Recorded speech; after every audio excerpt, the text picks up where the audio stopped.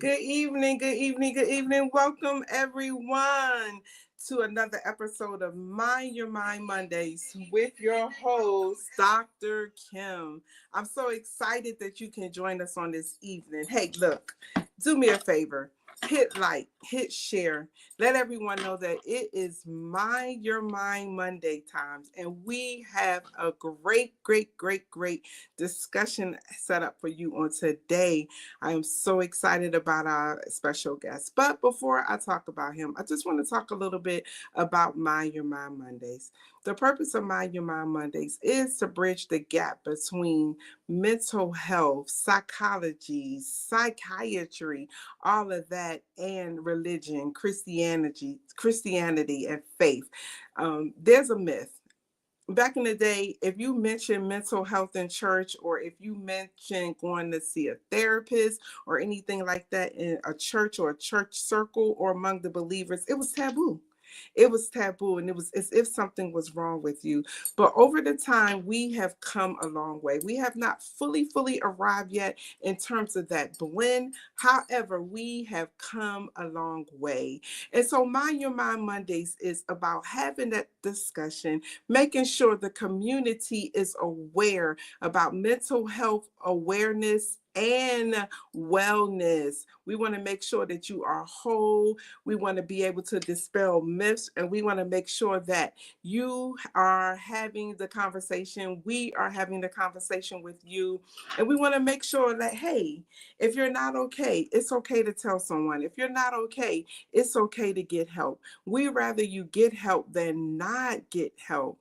And if you are already seeing someone and you just need a community where you can feel free, you want to talk, you want to have discussions, hey, that's what Mind Your Mind Mondays is for.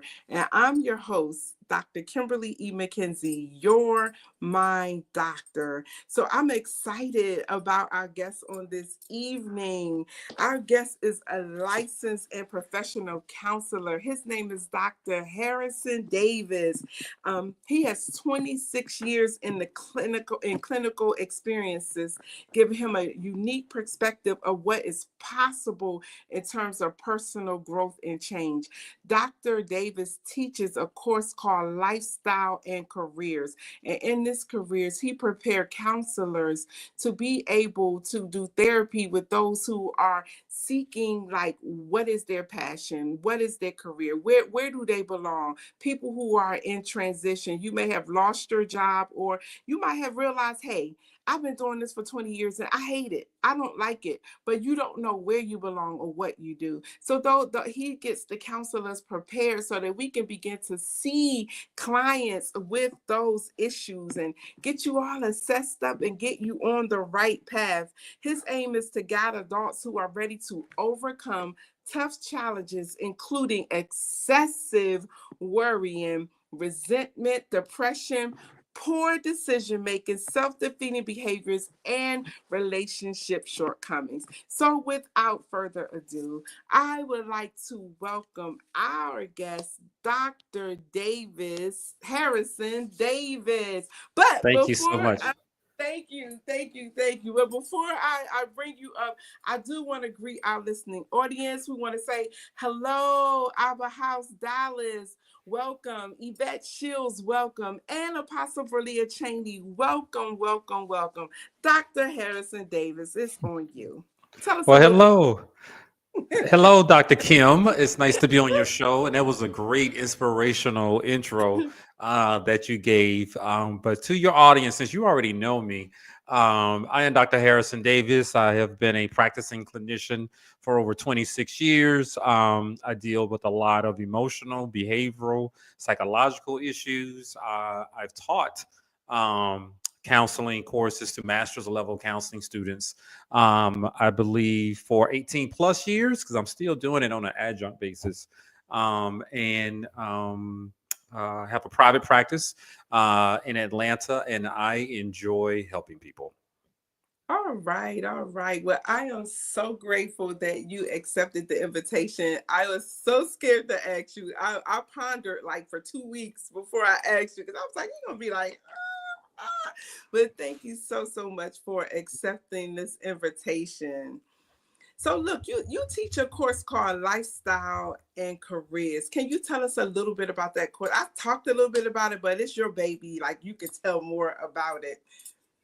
So, career counseling is a modality to help individuals who are having some type of career job related issues. Most people may connect it with job search, like at the college age, and Mm-hmm. trying to figure out what to major in or what jobs to get. But it's for anybody at any stage of their life who is looking for some type of fulfillment, with their careers or jobs. And making sure they're in the right career field for them, and also handling career related issues within the office, like personality issues, and confronting toxic behavior and bullying behavior within the job space, because those things don't go away simply because you have a degree and you go out and get a job. So I train future counselors, counseling students, to prepare them to help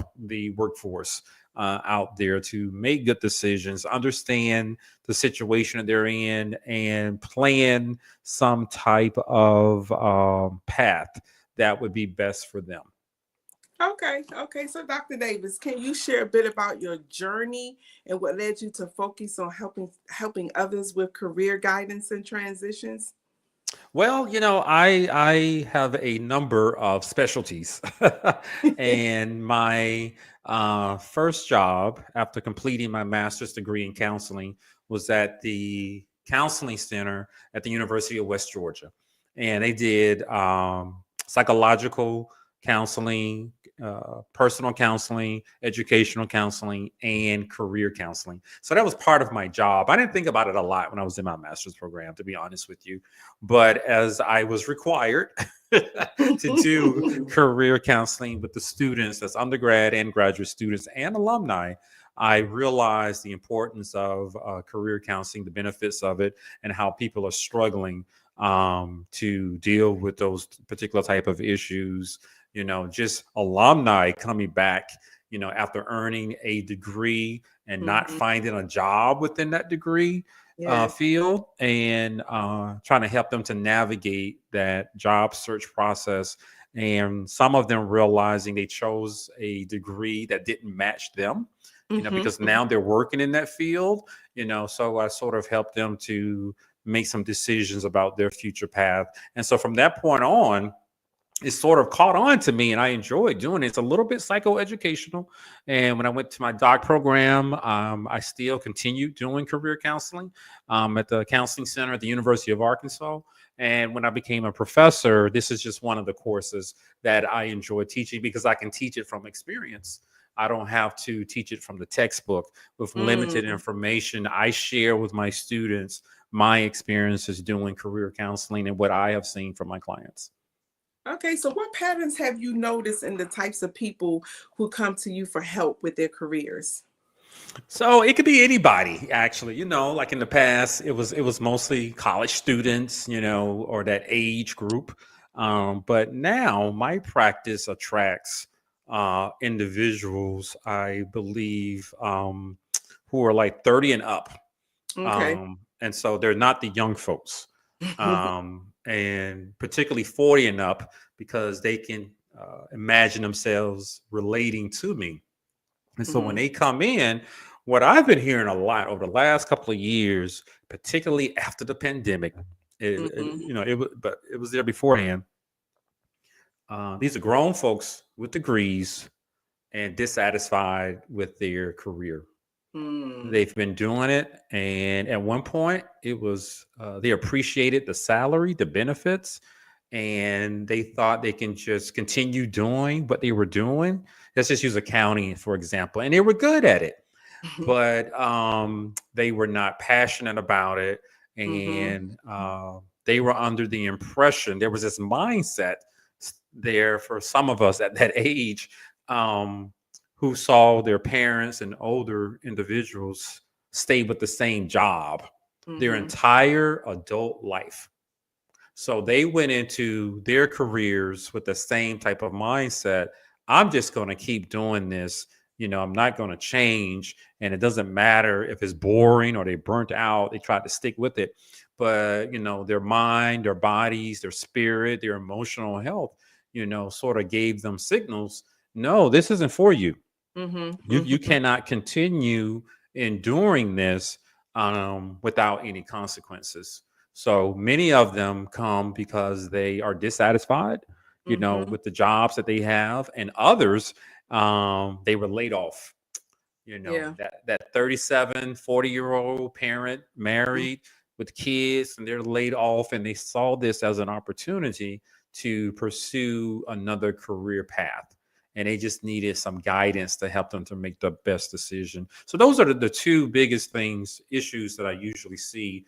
More of the individuals who um, just want to consider a different career path, and they need a Mhm. little motivation because of their age, and they've made some conclusions that what they're doing is not working for them.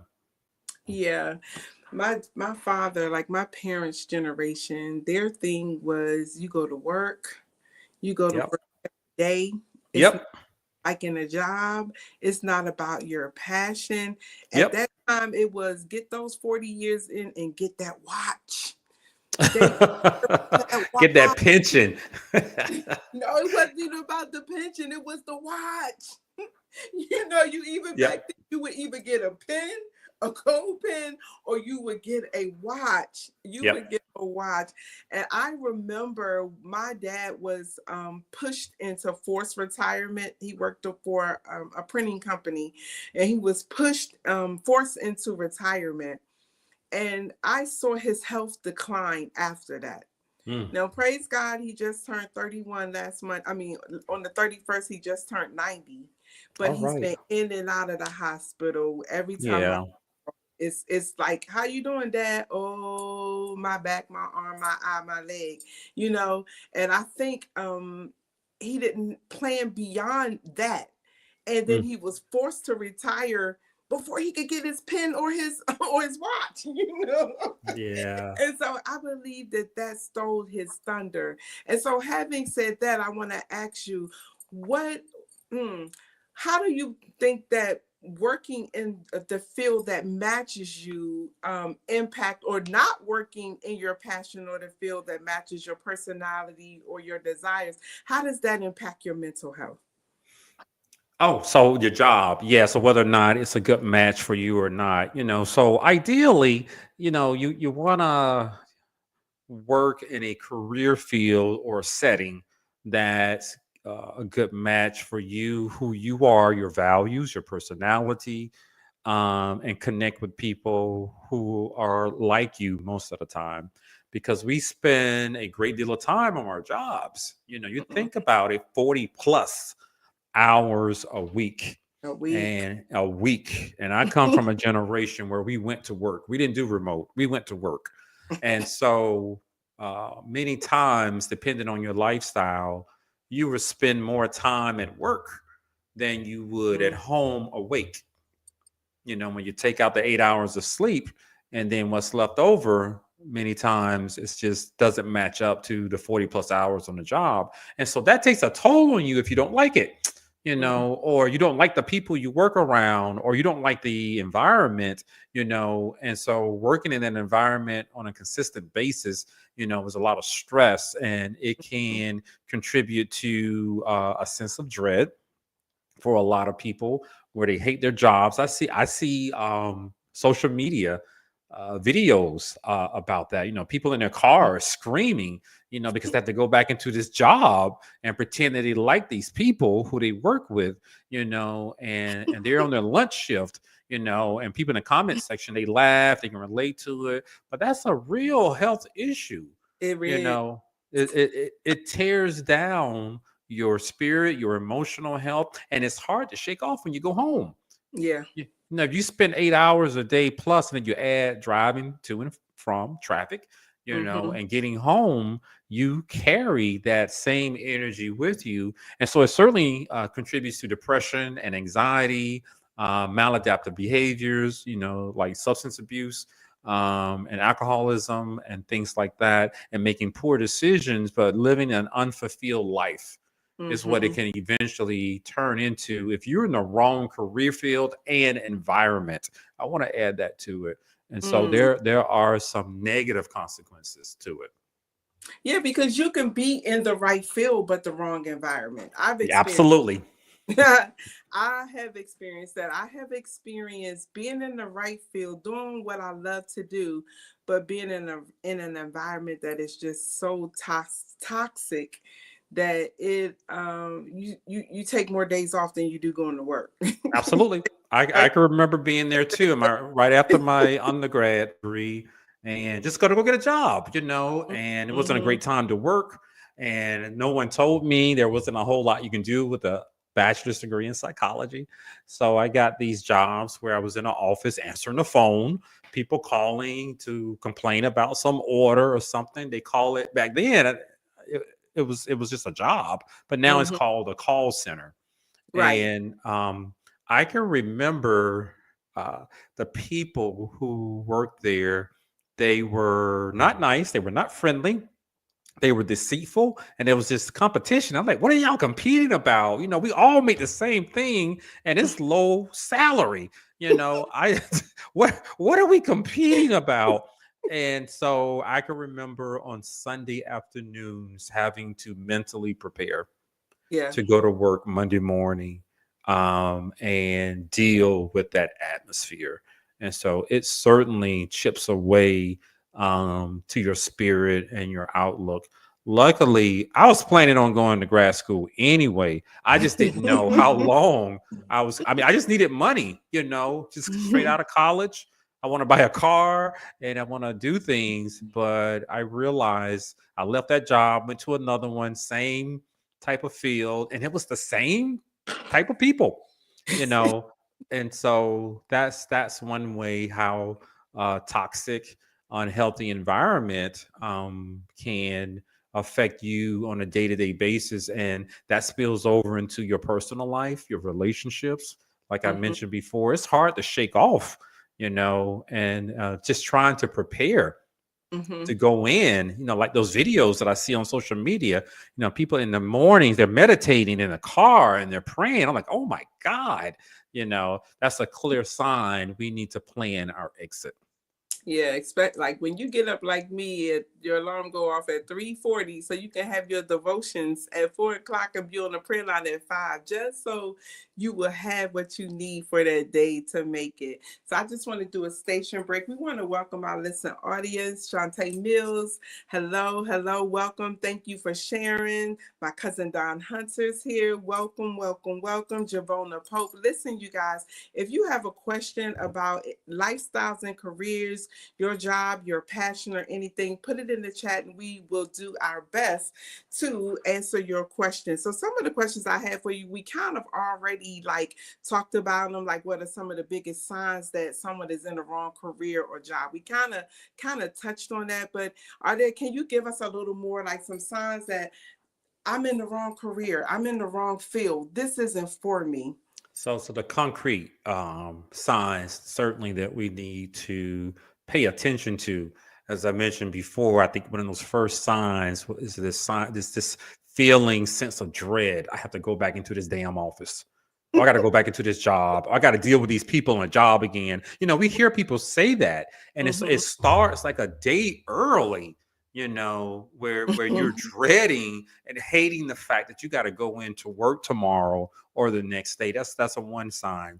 And then the other sign is that you become irritable while at work and away from work. You emotionally exhausted, just depletion of all type of energy because you're trying to hold it in and deal with this environment or this job that doesn't match you and what you want out of life. And let me add to that, imagine being on a job you don't like the people there, and Mm. then the salary is low.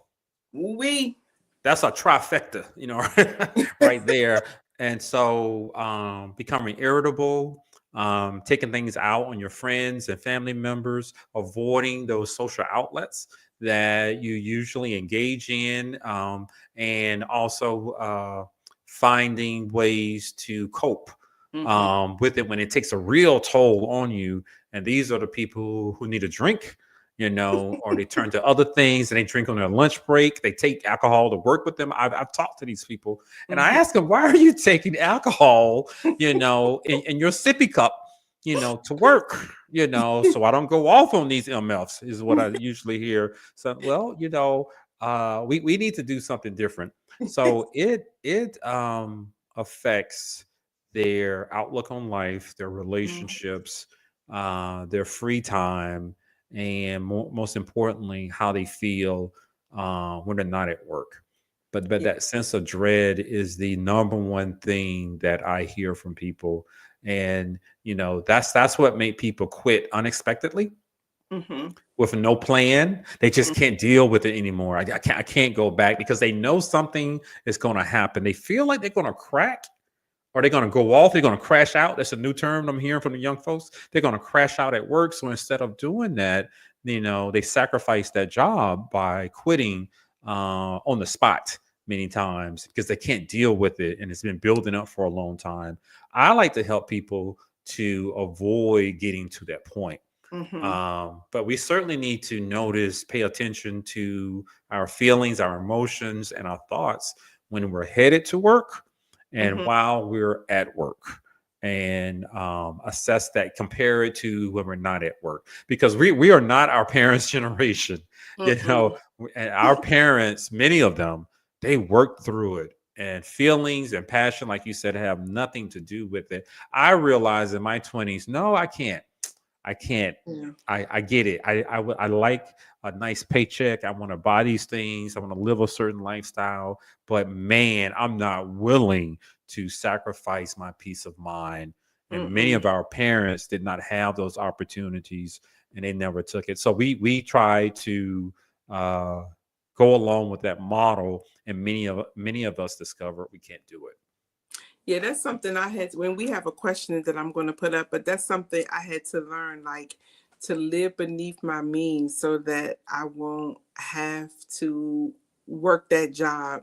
Like if I'm not on a job that make a certain amount of money, then I won't be able to make ends meet. So if you live Yep. beneath your means, then you can work your passion, and perhaps your passion in turn can make you a millionaire or whatever. But at the end of the day, you have peace. So we have a question here from Dr. Don Hunter. He says, Dr. Davis, what would you tell someone who has the education but not Mm. the experience, who wants to become a career counseling coach and or teach on the university level? Good So question, Dr. that Don. that is Don Hunter. Thank you for a wonderful question. So you have the education, so you got to get the experience. Experience matters sometimes, and we're getting to the point where experience is just as important as that degree.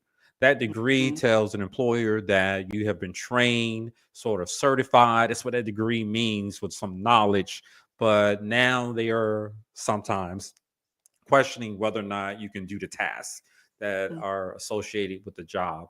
I encourage people to do some type of internship or some type Mhm. of co-op, and if you can, some type of volunteer service, particularly in counseling. You can volunteer to provide some of those services that are out there. But luckily, there are counseling positions out there that will hire you fresh out of a master's program, and they will give you opportunities to practice, and you have to go under supervision from a licensed therapist as well. So those opportunities are out there, but an internship is valuable, some type of co-op, and even volunteering can help you gain some of that experience to convince an employer that you're going to be effective on the job. And that's a tough thing to do sometimes. But we have to balance the two, you know, Mhm. degree education and the experience. Yeah. Yeah. Um, how do you help people who say, I have no idea what I want to do with my life? I know you get that very often. How do you help I've people? heard so that's a question or a comment I would hear from the folks in their 20s Mm-hmm. more so than the folks in their 30s and 40s. And typically these are people who had some type of expectation about college life, Mhm. post college life, and these grand ideas, that they were going to come out of college with a degree in psychology and make six figures. Mhm. And that's just unrealistic unless you have some different skills outside of psychology. And Right. so it's usually connected to that, or they realize they chose an area that's not good for them. So what I like to start with, some of the non-career stuff, like how do you make decisions? What Okay. type of decision making skills do you have? How long does it take for you to make decisions? What Mhm. factors do you usually consider when you just make decisions like moving, buying a car, something like that? I like to assess your ability to gather information, assess it, and make a conclusion about it. Mhm. And sometimes that's the issue. It's not the job. It's Mm. it's it's that individual and the lack of practice making clear, effective, healthy decisions for themselves. Many people at that age, in their young 20s in particular, they listen to other people. Right. My friend got a job here, and he said you can make this amount of money. So I'll say, yeah, man, I'll come there. I fill out the application, and they get there. No, it's not for you. That's for your friend. And so they become a little bit disappointed and not quite sure what direction to go into because of lack of career guidance, because they've Yeah. never sat down and take an interest inventory, to discover some activities or hobbies or skills that match who they are. And so it leaves them feeling a little bit disillusioned about careers and being an adult, and it spills over to other areas. So we just start there and like to ask them about their hobbies, their likes, their dislikes, and introduce some career interest inventories to them, just to discover some things that can be attractive to them, help Mhm. them to understand their own personality and their own values, and who they are. And I like to do all of that before we work on the concrete areas of career decision making. So it all sort of goes together, because we're talking about you investing your time Mhm. into a career that you want to stay in and you want to advance within that career. And we don't need to make a impulsive decision about Right. that, or because someone else likes that field, I'm going to do it too. We need to sit down and discover more about yourself and make a clear decision about it and understand the realities of that career field, so that you won't get disappointed again. So there's a lot of things, a lot of factors that go into it. When they say I don't have a clue what I want to do, the first question I would ask, why is it that you don't have an idea? You're 28 years old. Why are you clueless at this stage about what you want to do? And some of those things I mentioned are contributing to that. They've struggled with making decisions throughout their life and focus more on what other people are doing instead of what they want to do. So that's pretty much the same steps, like for someone who just absolutely hates their job, but they feel stuck financially and Yep. emotionally. They will follow the same steps. Well, so that scenario I usually see with older clients, older than Hmm. 20s. So, but that's when the stress is there. A 25-year-old can quit a job, Right. move back with their parents, for a year, and they can bounce back. A 42-year-old who's married, two kids at home, they can't do that. So, or it's not easy doing that. And so that creates more stress. That creates more trauma within them, because there are others who are going to be affected by this. And when you have a family, um, other people deal with the consequences of your decisions, and you don't want to let your family down. You don't want to explain things to your family, and you want to maintain this adult parental image. And so many of those individuals, they try to stick it out, Yeah. but it's not as easy for them. But I go through a similar process with them, I mean, at this point, I want to find out, why did you stay in this career so long? Hmm. What let's talk about your second year in the career. I hear this from teachers a lot. Just coincidence. You know, uh, your second year, you started feeling this doom. When you went into the classroom, why did you think about making a change then, instead Woo! of instead of waiting 15 years, for God's sakes? Trying to And get vested. Trying to get vested. That's what it was. well, and then you sacrifice your peace of mind, and Yeah. and now your family is dealing with that, and you're feeling stuck, and those emotional consequences. The toll is much more intense at that point. So I like to evaluate how we got here. What role did you play? Hmm. What decisions have you made, and why did you not act on it year two or year five? Hmm. To make some other now we're gonna have something's gonna have to get sacrificed, Hmm. either your peace of mind or your family's lifestyle, Yeah.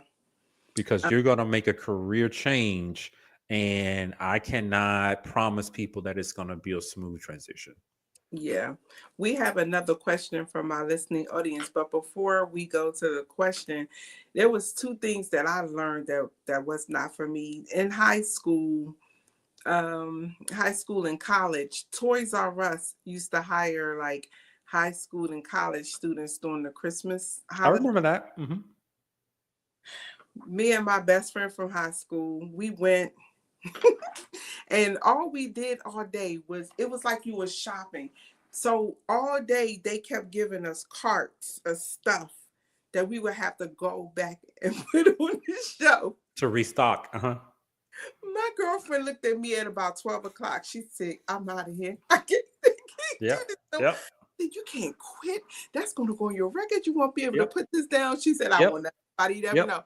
Yep. So It that's was, what keeps people there. it wasn't even an hour or two later. I was just like, I'm leaning over the cart, pushing it, my back hurting, my feet hurt. I was like, so now I learned we're not doing anything in retail. Mm-mm. The other one was when I was in college, I did, it was like an internship practicum type thing at a nursery school. This was ages, I want to say like 2 to 5 or something like that. Toddlers. I did it twice a week. Twice a week, I had migraines. I thought it was the stress of school in and of itself. Mm. Then it took me the entire semester before I realized 2 to 5, that's not for me, not in a school setting. I will Mm. babysit and bring them back home. I will keep them for the weekend. But every day going in, I couldn't do it. Not Yeah. only that, I remember I had graduated from high school, I mean from college, and I was in between trying to figure my life out before I went to grad school for education. And I worked at a summer camp, and they gave me the 5 years old. And it was in a very prestigious neighborhood, a very prestigious camp. They paid us very well. Parents gave you tips every day to take care of little Johnny. I didn't even make it a week. We were Yep. on a nature trail walk, and the Yep. limb just hit little Johnny's arm, and little Johnny was like, "Ah, that tree bit me!" What? Oh, she knocked my crown off my that. What? So I knew I couldn't do that level. I knew right You off paid that attention to it. what that level was not for me.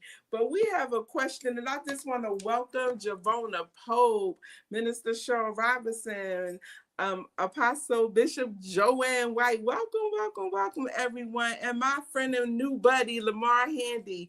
He was the second person to come on Mind Your Mind Mondays. But his question is, what if a person is in their late 30s and they still have no clue? Dr. Oh, Davis, I want to help them. scream. Help them. Help, Dr. Davis, help. So that could happen. I don't want to pick on them, but that sort of, this is where my bias comes out. I'm like, You're 38. Why is it that you still don't know? But we're going to have to do some of the same things that I would do for someone in their early 20s and help them to understand themselves and who they are, their values, and what they like, and let's find out what type of schooling they completed, what did they attempt, and what type of jobs they've had in the past, what did they like, what did they dislike, explore all of that. But I would really focus on, I wouldn't put it this way, but in my mind, I'm like, you're 38. Why are you why are you clueless now? What happened when you were 28? What happened when you were 30? What type of decisions were you making? So I'm imagining possibly something happened. Maybe they went into the military, they dropped out of college, and they thought they were going to have a career in the military. That did not work out. I'm also imagining many of these individuals in their late 30s who are clueless. They were laid off of a job that they had 5 or 6 years, or the company forced them to move to a new city, transfer them to a new city, and that didn't work out. So I'm imagining that something like that happened, and on occasion I would have to assess their maturity level, to discover where they are on a maturity level. It may not be at 38. If you spent the last 10 years partying, like you're 24, then we're going to have to address that. But I would help them to make decisions that would be good for them. I would also discuss the challenges at 38. Entering into a new career field, you may have to start at the ground level, just like a 24-year-old. Mm-hmm. And depending on your experience, your education, your training, and then I will have to prepare them to do that. But I would also stress at this age, once we do the career assessments and I explore those things from their past, this is the age you gotta stick with it now. Whatever we decide together, it would be best if you stick with this career plan that we have. It may include going back to school, getting some additional training, or sacrificing some things to enter the career field, getting the experience that you might need. But at this age, it's not as easy to bounce back as Yeah. a 25-year-old. And it's unfortunate when I've seen this before. There's a spouse involved and a couple of kids. And Mm-hmm. so, and they thought that they dropped out of college. I'm thinking of one former client. He dropped out of college and he decided to be a bartender. And he thought that was going to work out for him, with two kids, toddlers, and one has special needs. And bartenders work at night, at clubs and parties. And his wife is at home by herself. And the pay is inconsistent. And then when that pandemic hit, he got Mm. zero income. And so he was around 31 years old and he had to make some tough decisions, about what he was going to do because being a bartender was not going to cut it for him and his family. So I can understand how those circumstances can contribute to something like that. But there's a lot we can work with that 38-year-old who is still clueless. But I would spend some time evaluating, why are you clueless at this stage? Yeah, but I'm kind of jumping ahead of myself, but I'm gonna go ahead and put that out. I sit in rooms with people that are in their 40s, 50s, and 60s. And so because I'm seeing this on a day-to-day basis, pretty much 30 doesn't even seem like a bad age. um and I'm sitting in rooms and people are like, they don't know what they're supposed to be doing. They don't know their purpose in life. They don't know Okay. what their assignment is in life. And a lot of the times Yeah. people really just don't know themselves. So Yep. maybe kind of want to address some of the assessments that's out there that will help people identify who they are, what they like, their passions, and what jobs kind of match with that. Yeah. So that those scenarios you just mentioned sounds like, they sound like individuals who tried to stick it out. with the job, and until they just couldn't bear with it anymore, and they never explored career opportunities. Mm-hmm. They didn't have those career development programs in high Right. school, because at one time counselors just they didn't do those type of things. Mm-mm. And perhaps they didn't go to college, or they dropped out of college, and they just got a job like the bartender, and thought that was going to be it. So they never took the time to discover who they are. There are two assessments that are really like the strong interest inventory, identifying some of your personality preferences, things you Mm-hmm. like to do instead of other things. And the MBTI, Myers Briggs type indicator, just some of your other personality preferences. It's not always related to a career, but it helps you to discover you and the things that you like.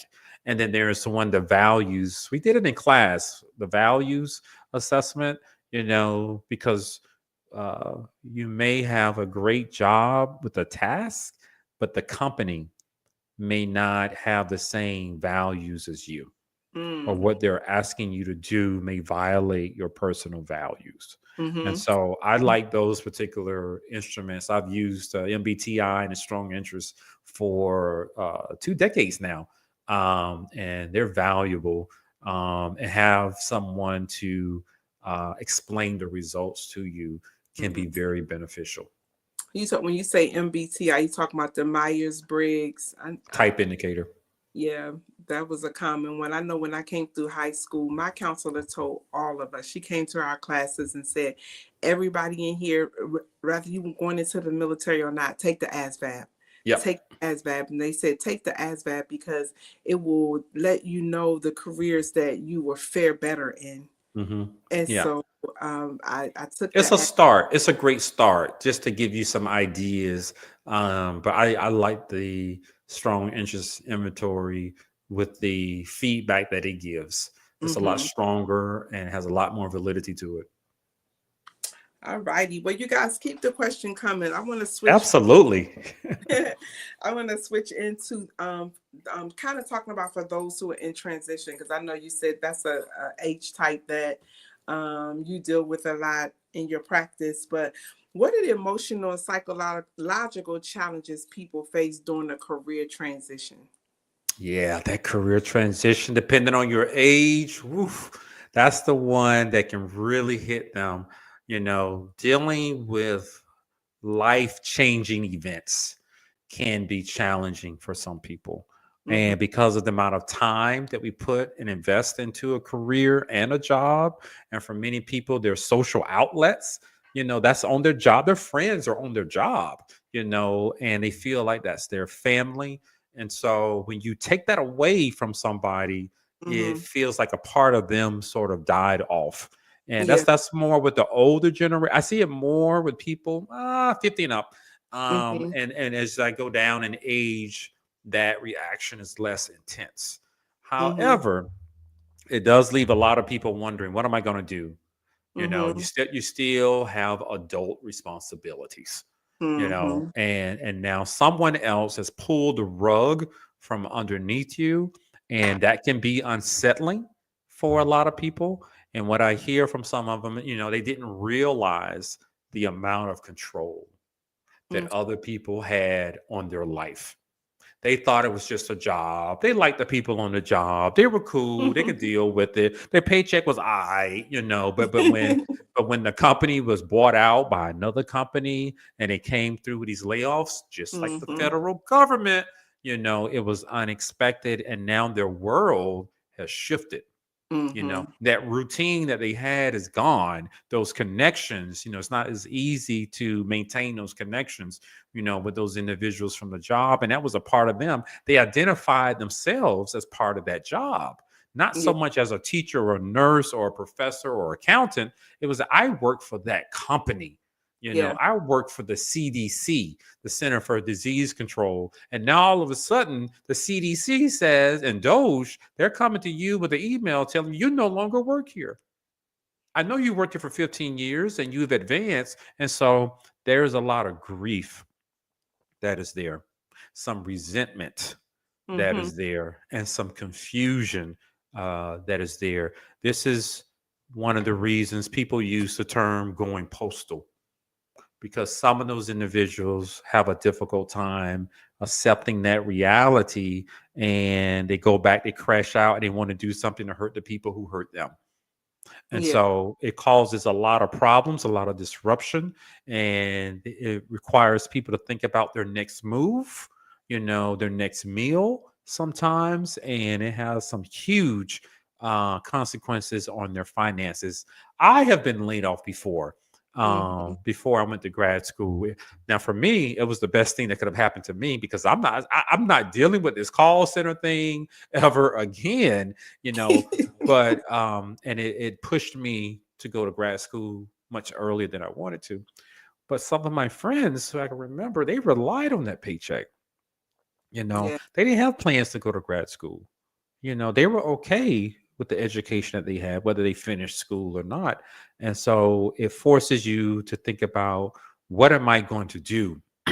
And they realize the limitations that we have in life, and somebody else can step in and severely disrupt your life and your Yeah. lifestyle. So I like to help them to deal with those realities, accept some of that. There's some grief involved, and reassessing your outlook on careers. I've told many people, clients and friends, those people in the job, those not your friends. That boss is not your friend. That's right. That's That's your right. boss. He or she may be friendly, they may be cool, but they are obligated to that employer. And those Hmm. other colleagues there, or those coworkers, they may feel this sense of competition, to get advancement. And so they may do things to hamper you or to sabotage you or others. And you see it. And so those are not your friends. So we need to reset our mindset about the whole Hmm. world of work, and what does Yes. it mean to us? What is the significance of that job to our lives? And some people can separate their personal life from their job. As long as they give me my paycheck, I'm all right. I've heard that before. And other people, I just want to feel like, we're a family. And I have to ask people sometimes, where'd you get that from? That's not your Right. family. Yeah. They may genuinely like you, but when they get an order from the top to cut some positions, or to pass out less money for raises, or they think about promoting people, and they're told to promote someone else, that's when you realize that is not your friend. And Yeah. that is a tough pill to swallow for some Yeah. people. I can add to that the younger generation, the kids, that's what I call them, the kids in their 20s, they They peep got it. that. They peep that. They don't care. They're not there to be friends. They don't care who you are, and they will quit in a hot minute. What? What? The first sign of a boss being toxic, they are out of there, and I appreciate that with them. Those in my age group, the X generation, we had to learn those lessons. Yeah. And our parents typically endured those type of things. Yeah, we have Shantae Mills who says, this is good because I was a lost single grieving parent at 28, working to keep a roof over our heads, and is now Yep. just starting to figure out exactly what I wanted to do at almost 46. Okay. As my children are now adults and I'm no longer a grieving single parent. So Very good. there are some instances, some situations, as you were mentioning, different scenarios of why Yep. people get older and still trying to figure it all out. I was watching the news. This was a couple of years ago. I was watching the news and they were just saying how, before, how we used to have career counseling on the front end, how we'll need it on the back end in terms of retirement counseling, because people plan retirement financially, but they Yes, don't they don't plan what they're going to do. that's And correct. it highlighted this pilot who, after he retired, he went into like depression Yep. because one, he identified with his position. So it was a big thing to be a pilot. Kids look up to you, want to come in the cockpit. You walk through the airport, people nodding at you, smiling at you, taking their hat off, or saluting you, all those type of things. And now when he found himself walking through the airport, nobody really even recognizes him without that uniform on. Yep, on. he's So his invisible. identity Yep, was tied into that role. But now it's like, I got 7 days now. What am I going to do? And yep. so now there's a new area of counseling as it relates to, after retirement or retirement Yeah, counseling. post retirement. Yeah, and Post. I'm looking at Shantae's comment here, and it sounds like Shantae, you went into survival mode at 28, and you had kids, Mhm. and you got to work to secure those kids with food, clothing, and a place to live, and you dealt with your own grief and depression, is what it sounds like. So what that did, that sort of delayed your career ambitions because you were forced to perhaps take some jobs you didn't want to because you have these two kids as your full responsibility. Now that they're grown, and sometimes people do it when the kids become teenagers, you decided to pursue your happy career, and I'm glad that you decided to do that. But these are some real scenarios that a lot of people go through, that interfere with their career ambitions that they have. Yeah, and you think how, Social Security wise, we're supposed to be retiring between that 50, 60, 62 range where people are 55 still trying to figure it out. I have a client 71 still driving a truck because he cannot retire. Wow. And the reason being is, His wife died and financial issues, and he was just simply not prepared wow. financially.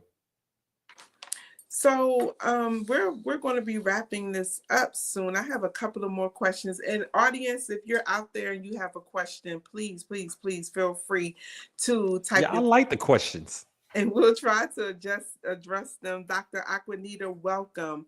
So what are some helpful exercises or tools? And we kind of have hit this, but what are some helpful exercises or tools you can use with clients to help them clarify well, no, we kind of already talked this, what career fits them best, but you talked about starting with decision making first.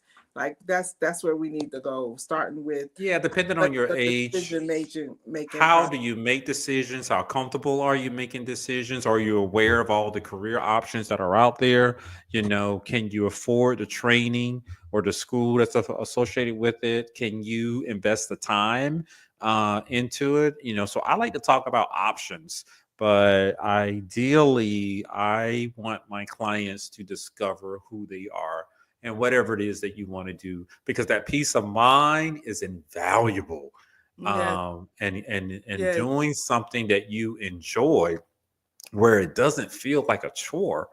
And I've told people in my career field, it's okay if somebody wakes me up at 3 o'clock in the morning, and they want to talk about this. I may ask you, why you calling me at 3 in the morning, but I am prepared, I Mhm. am ready, and it doesn't feel like a chore to me. And I'm happy about what I do, and I choose my environments carefully because it means a lot to me. And so you can balance things out that way. And you need to have some realities about the salary associated with it, and so that you're not disappointed.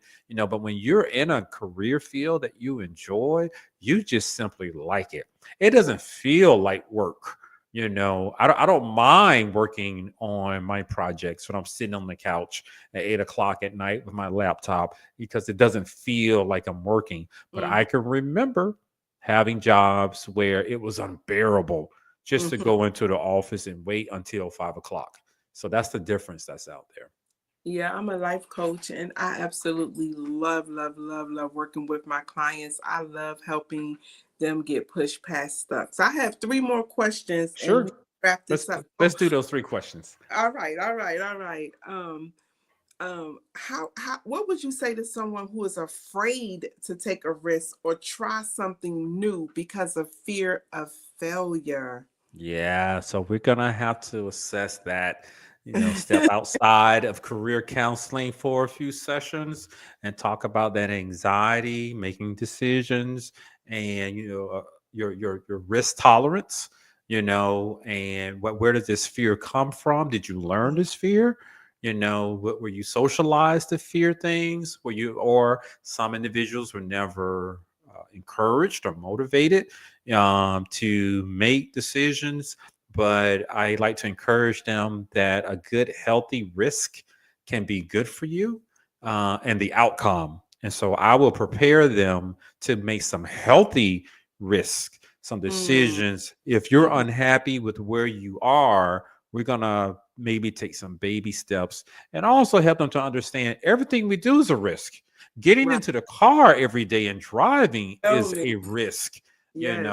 and so I like to figure out where that comes from because we're going to have to move past being afraid to take some Hmm. new risk. Many times they have witnessed someone like a parental figure or aunt or uncle or grandfather or Hmm. grandmother lose it all Right. because of a business venture, entrepreneurial thing where it didn't work out, and there's a risk to every small business.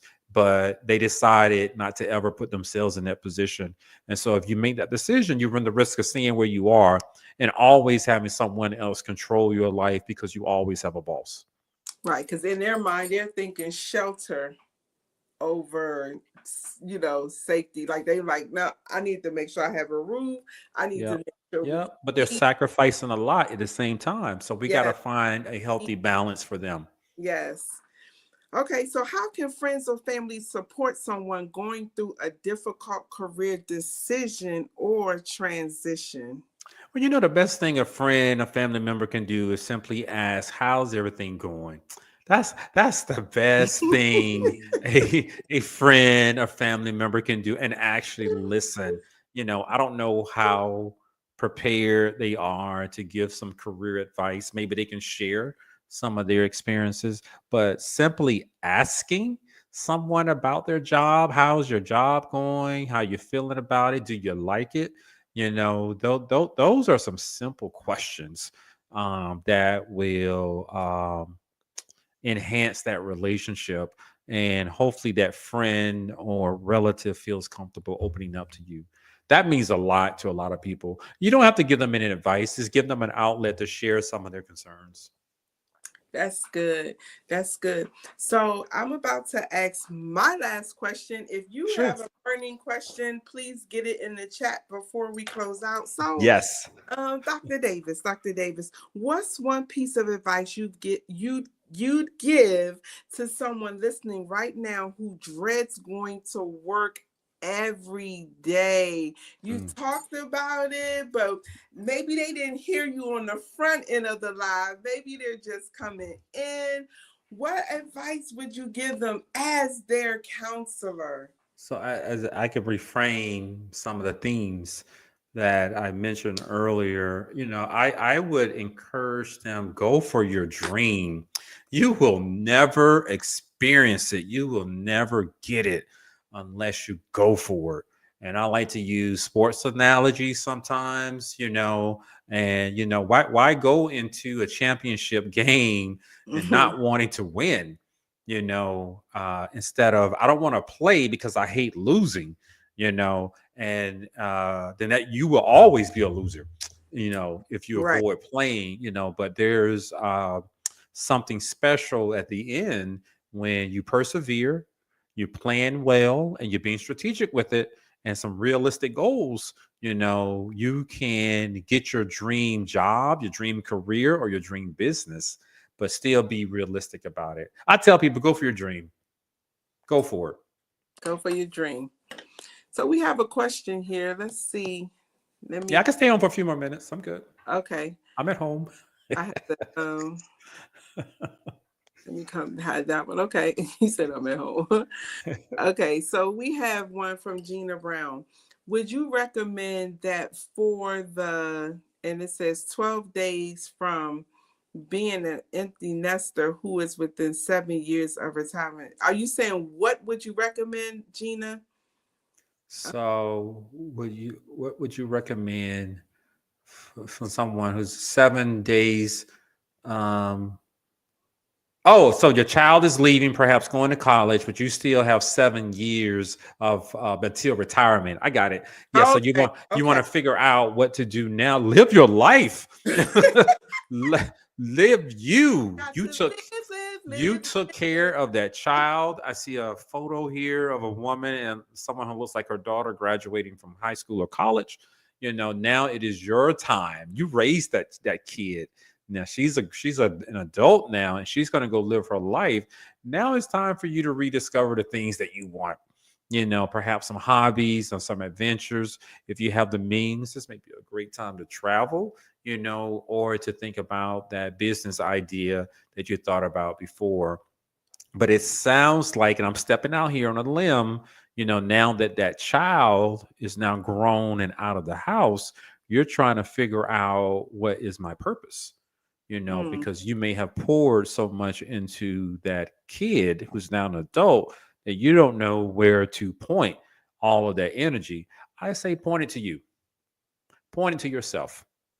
Discover some things that you might like. And if you can afford it, go back to school to do something you want to do, find some hobby, start a business, join some type of social group, something that you might enjoy. This is the best time now because you no longer have those responsibilities that you had before.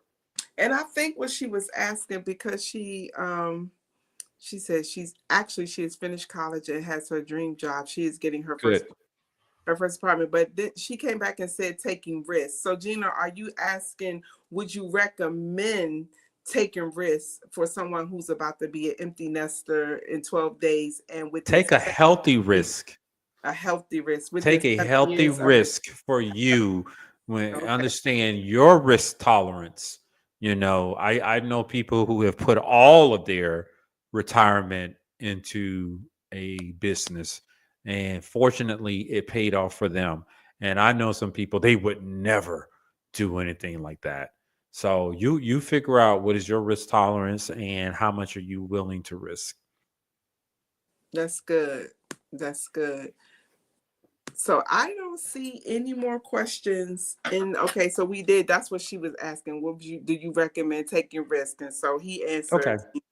taking healthy risks. And congratulations on your daughter getting the dream job straight out of college and about to get her first apartment. That's good. That is very, very Now good. is your time, mama. It is your time. Do what you want to do. Get that sports car. Don't Get tell that Gina. convertible. Don't tell Gina that. So that was good. Gina said, "Thank you, thank you." And so, Dr. Davis, I am so excited that you were able to join us. That your schedule was free on tonight. And is there any burning anything you would like to say before we wrap things up? And again, you guys, if you got a minute, if you need to ask a question while we have Dr. Davis here in the, I was going to say in the global prayer room on Mind Your Mind Mondays. But is there one last advice or something that you just feel you need to say before we wrap things up? So there's a lot of things I could say, but one thing that just popped up into my mind, don't let a job steal your spirit. Ah, Don't let these good. people who don't know you, who hired you, they pay you in exchange for your services, your talents and your skills. Do not allow those individuals to make you depressed, to make you anxious and angry, to make you engage in maladaptive behavior. That they are not worth it. So keep your joy. Don't let those people who you don't know really steal your joy. That's something that just came on my heart as we were talking, as I've talked to people who've allowed a job, to get them on medication. I'm like, a job? I mean, there's things out there I understand that can make you depressed and anxious, and I help people to overcome them. But a job and the people on the job, oh no, you have options. You Ah, you I you love have it. options, and I encourage you to seek Options. out those options and Glory. make a move. Nothing changes until you change. You saying a lot at this end here. I can't type fast enough. Um, you have options. You You have options. do. You You better know, realize it. I needed to hear this back in August and September. I went to work one day. I just was not feeling well. And just something just said, take your blood pressure. And my blood pressure was like 170 something, over 90 something. And that's not my norm. Like And I what I would stay. have told you that day is take your resume and update it. That's what I would have. And take the blood pressure medication. Take your resume and update it because you have an option I and you was forgot like, about it. Who told you that you have to oh, sit there and endure that? It's a job. That you They you don't you care about spoke you. something here. We have you got the chatter going. Don't We don't have make me start options. preaching. Yes, we have options. You have hit the But beehive. You I what but is I am passionate about that as I've talked to too many people and even experienced some issues in my 20s about jobs. And I'm like, that's not worth it. Not Yeah, that. Not yeah, that. Not a job. Because I realized in my 20s, those supervisors, those directors, if you leave, they just simply gonna fill that position, put another body in that seat. And I heard that from several supervisors. Like, okay, you can leave if you want to. We're just gonna hire somebody else to do it. yeah. I'm glad you brought that up because my very, very, very first job out of college was in the field of like similar to like social work, case management, working with foster care system, and my my first day was the staff meeting. I started on the day that they had staff meeting.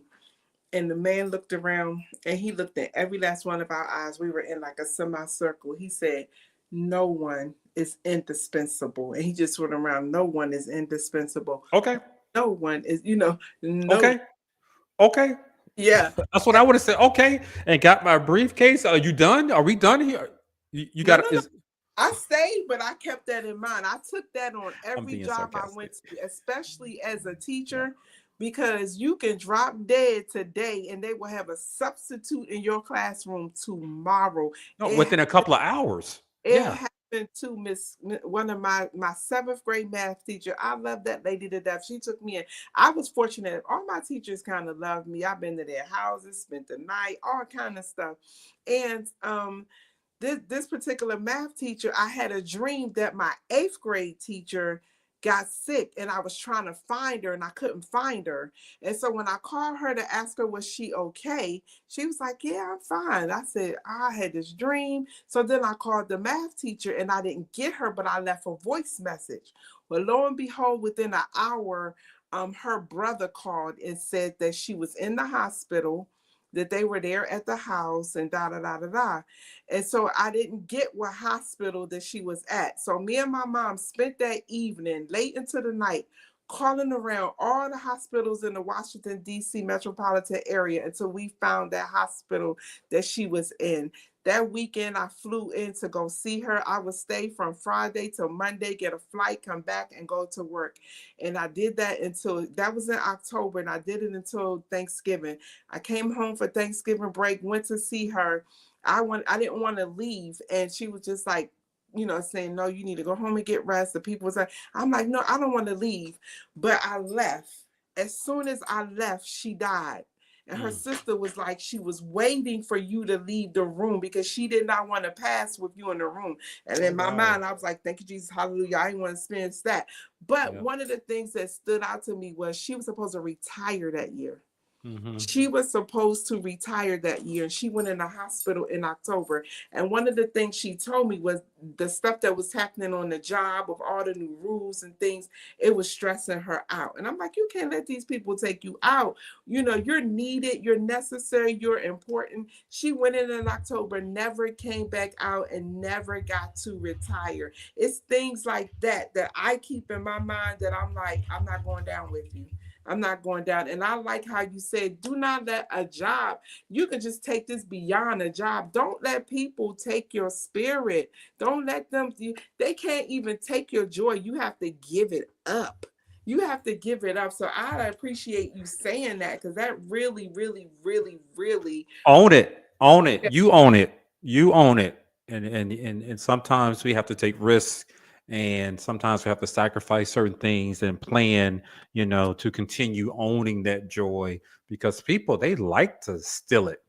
They they yeah, they like to play with it sometimes, yeah, So yeah, those are the things that I have to say. I hope it was helpful, oh to you yeah. guys, and to encourage you. But you do have options, and don't let somebody on a job you don't even know s- I steal your joy. I, Do it. I I joke with my daughter. She's 15. I said, "You are the only one who can drive me crazy," you know, because she is trying, But that's my daughter. But I'm not gonna let somebody else do it.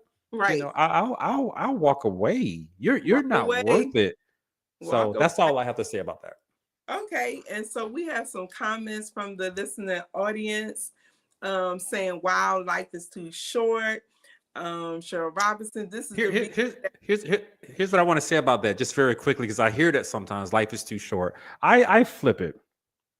Life is too long for you to spend all those days, unhappy and Unhappy miserable. and You know, miserable. Father, yeah. help So with let's it. flip it. I get it. I understand it. I'm not disputing that comment, but it is also a long period of time. If you live to be hopefully 70 or 80 years old, that's a long time. Why would you spend all that time unhappy and That's miserable? good. That's good. Everybody's saying that's good, Doc. They're saying that's good. That's That's good. my philosophy. I I'm like that I'm feeling. every day I'm gonna wake up and feeling good. And if Feeling somebody makes me good. feel uncomfortable and I feel it in my spirit, I put a little note in my little mental note. She got some demons. I'm gonna let her stay over there. I'm gonna I throw love some holy water on her desk. She thinks that I've spilled some water, but it was actually holy water. No, I'm joking. I put that cross. I came there early when nobody was there. I put crosses on the door. I slung oil in the, I was just like, oh, we gotta Yeah, but break don't this don't but up. don't spend your days unhappy. There Yeah, there there are that's too many good. opportunities and too many decisions you can make. And I do agree that we're all replaceable. We're all expendable. And as soon Yeah. on a job, and as soon as we realize that, we can make better decisions. Let's take a note from the people in their 20s. Yeah, right, that part. Cheryl said this is the reason why we must keep ourselves prepared financially and resumes updated. Er month. Uh, Month. I hope your listeners are in the South.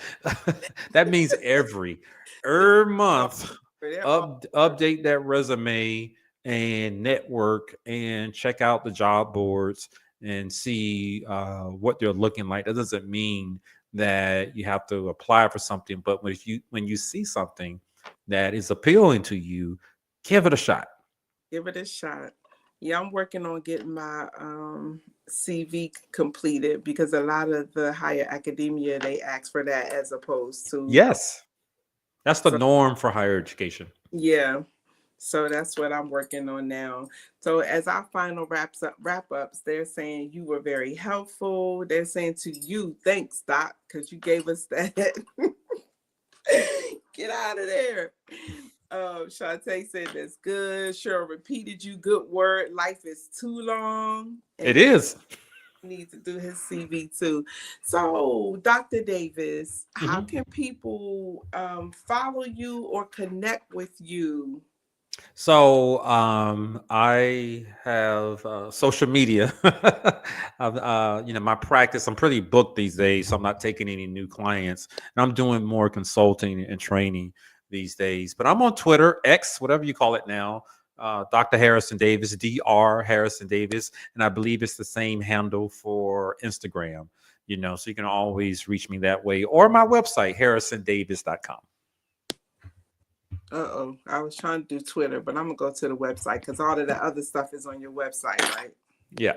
So, but you can just look me up on harrisondavis.com. Yeah, that's what I'm getting ready to put on there. I just put Well, everything in you one are. spot. Thank you so much. You have been a great interactive listening audience. If I missed your name and didn't get to shout you out, please forgive me. They're saying this was very informative. They really enjoyed it. Um, I forgot your name. DAVIS. I can't talk in. I can't multitask. www.harrisondavis.com. Yes. Okay, and so if you need to connect with him, this is his information.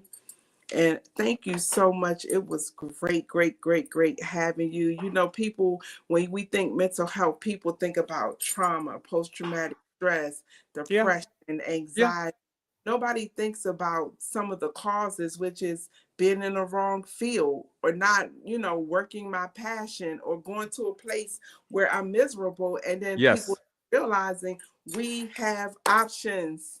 We Yep. have, we do not have to stay there. No, you don't.